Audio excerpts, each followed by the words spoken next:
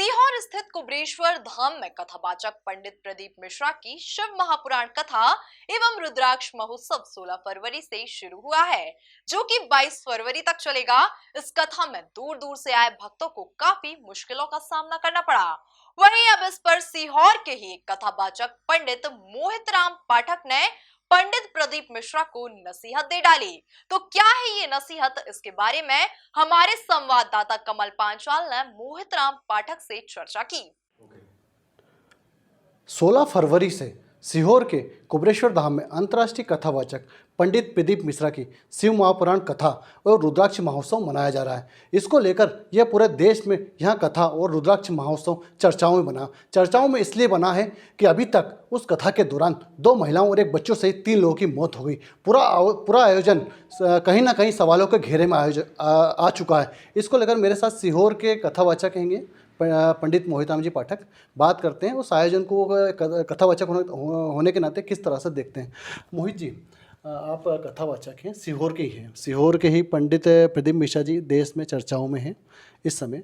उनकी कथा के दौरान 3 लोगों की मौत हुई है, एक मासूम बच्चे सहित। इस आयोजन को आप पूरी तरीके से जो घटनाक्रम घटा है 3 दिनों से, उसको किस तरह से देखते हैं? सर्वप्रथम तो सभी को मंगल में शिवरात्रि की शुभकामनाएं। सीहोर चिंतावन की भूमि, भगवान गणेश की भूमि है, जहाँ मंगल ही मंगल होता है।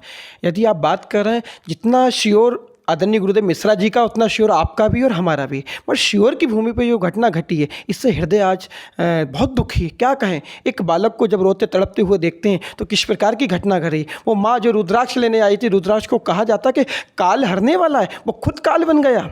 मेरा महाकाल काल हरने वाला है, इसका जिम्मेदार कौन है? महाकाल की भूमि के समीप हम बैठे हुए हैं। मैं कहना चाहूँगा, ये तो एक प्रकार से महाकाल को नकार के अपने आप को सिद्ध करने वाली स्थिति है। कथा के प्रथम दिवस सुबह से लेकर शाम तक हजारों लोग जाम में फंसे रहे। बच्चे थे, महिलाएं थे, काफ़ी परेशान रहे। कई लोग नाराज होकर वापस गए। उनकी पीड़ा को आप किस तरह से देखते हैं? दूर दूर से, दूर राज्यों से आए थे। ये उनकी पीड़ा नहीं है, ये हमारी पीड़ा है। लोग ऐसा समझ रहे होंगे कि हम किसी कथावाचक या संत के विरोध में नहीं है। मैं बहुत सम्मान करता हूँ गुरुदेव ने जो सीहोर का नाम करा, किंतु जब मैं किसी माँ को रोते हुए देखता हूँ, किसी भाई को रोते हुए, किसी की माँ, किसी की बहन बेटी जब बिछड़ी है, इस परिस्थिति का जिम्मेदार कौन है?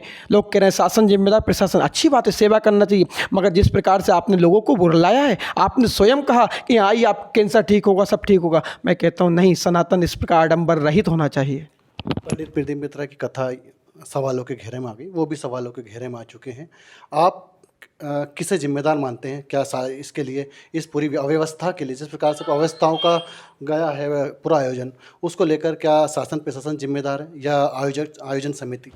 कथा प्रदीप मिश्रा की नहीं, कथा शिव की। उस कथा कभी घेरे में नहीं आती, व्यक्ति घेरे में आता, समिति घेरे में आती। शासन प्रशासन अपनी जिम्मेदारी निभा रहा, मैं उस विषय पे नहीं जाऊंगा, मगर मैं इतना जरूर कहना चाहूँगा, आप लोग सब सुन रहे हैं, जिस रुद्राक्ष की चर्चा करके गुरुदेव ने लोगों को बुलाया है, बंधुओं भटकने की आवश्यकता नहीं है। रुद्राक्ष रुद्राक्ष होता है, रुद्राक्ष स्वयं शिव की प्रसादी है। जिस रुद्राक्ष को आप दुनिया में भटकते हुए रहें, उसी रुद्राक्ष को आप कहीं से भी लेके और शिव जी का अभिषेक करके धारण करिए, वो रुद्राक्ष वही काम करेगा। आपकी श्रद्धा रुद्राक्ष के रूप में काम करती है, व्यक्ति विशेष काम नहीं करता है।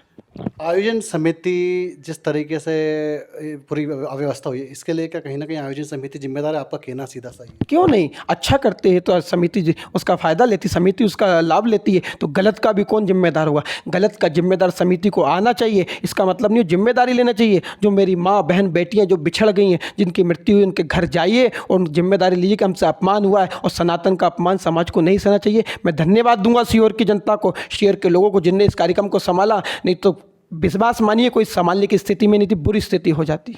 आप भी कथा के दौरान श्रद्धालुओं को रुद्राक्ष दे रहे हैं। पंडित प्रदीप मिश्रा भी लाखों श्रद्धालुओं को रुद्राक्ष वितरण करते हैं और यही रुद्राक्ष महोत्सव मना रहे थे। रुद्राक्ष क्या असली नकली होता है?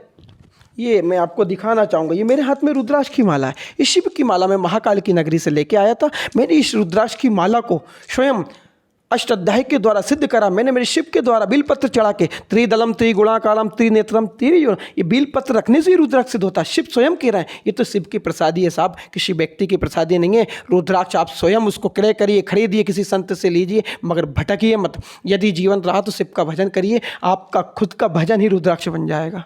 चलिए, बहुत बहुत धन्यवाद।